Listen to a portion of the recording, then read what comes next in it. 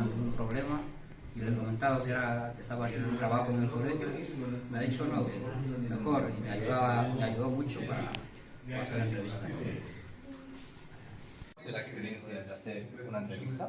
Pues para mí ha sido mi primera entrevista y me he sentido a gusto y me he sentido cómodo. ¿Qué tal ha sido la entrevista con el señor? Genial, ha sido una entrevista estupenda. Me explicó mucho, se estiró demasiado. 14 minutos de entrevista y fue casi diciéndome toda su vida.